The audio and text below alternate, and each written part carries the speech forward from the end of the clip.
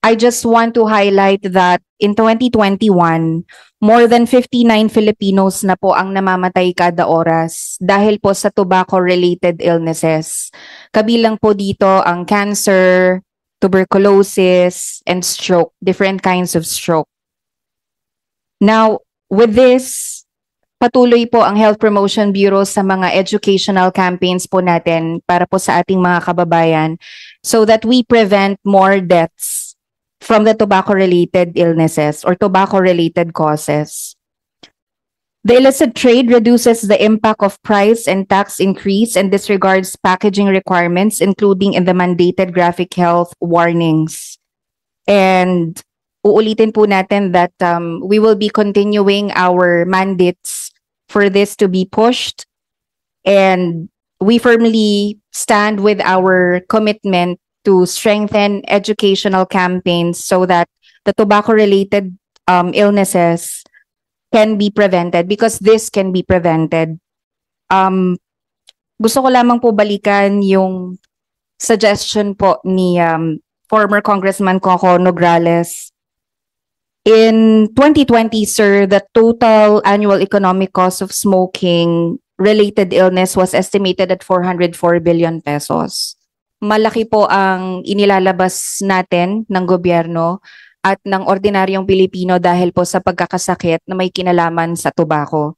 Sa suggestion nyo po to highlight the difference in the harmful effects of illicit and licit tobacco, tatayo po kami sa DOH na magsasabing wala pong diferensya.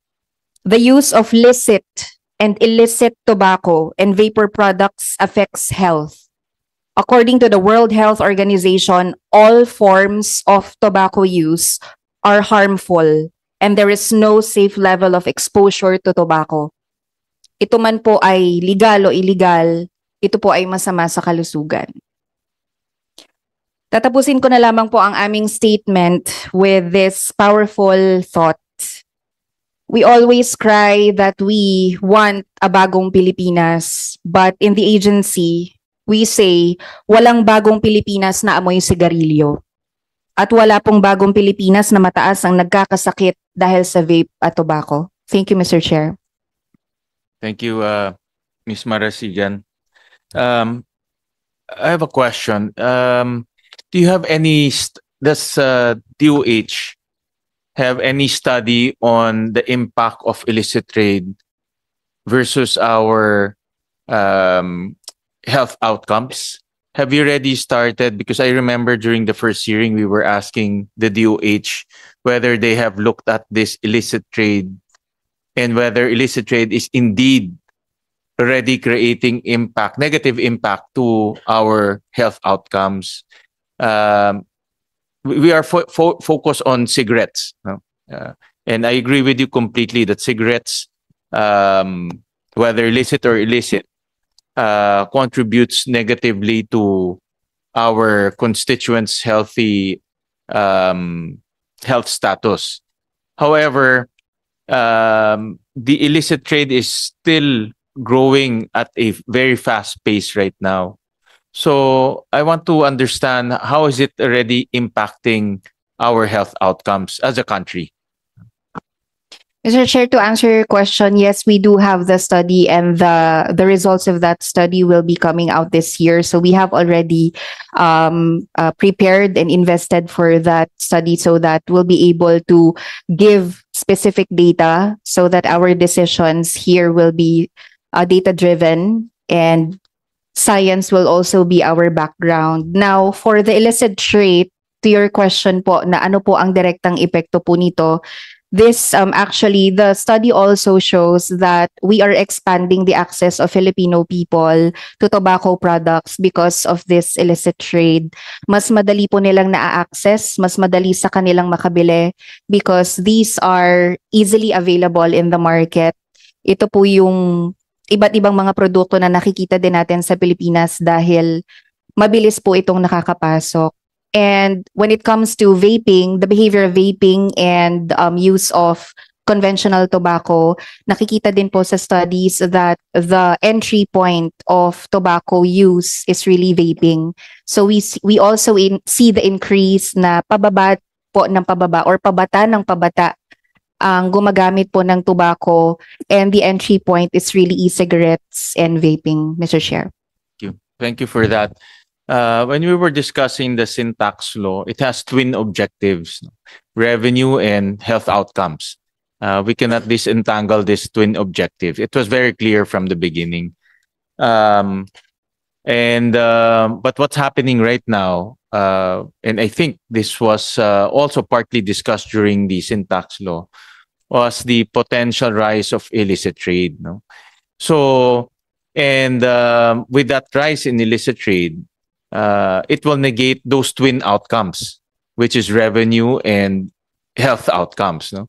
Illicit trade negates these two directions or two objectives, because obviously government cannot collect from illicit trade, and number two, like you said, constituents will shift to illicit cigarettes because of the cost implication, and it's much cheaper. So from a broader standpoint, I suggest to the DOH and to the DOF to already look at this on a broader scale, because it cannot be looked at purely from a tax point of view. It has to be looked at in every angle of government. For example, in this discussion, we're looking at enforcement and conviction. That lens should be looked at already. Because in notion na magpatong lang tayo ng tax, bababa yung consumption, tapos na. No? So, but that's not the only lens that we should be looking at. We should also look at the enforcement lens. We should look at the prosecution lens. We should look at the conviction lens. We should look at the PCG, all part of the equation, because ito, gas-gas na ito, pataulitin ko rin, it has to be whole of government approach, no, in this fight. Because if we look at just on a taxation point of view and also from a health point of view, we will be flooded with illicit trade later on. So my suggestion to the DOF and to the DOH to get together, kasi twin objectives to no, when we were discussing the sin tax law, and to look at the capacities, the challenges of the different agencies of government, so that we can eliminate at best or mitigate, no, mitigate the flooding of illicit cigarettes to our country, or at least minimize the influx of illicit trade in our country. Marami kasing constraints nakikita ko no? It's not only enforcement, but winning the cases is also another angle that we should look at.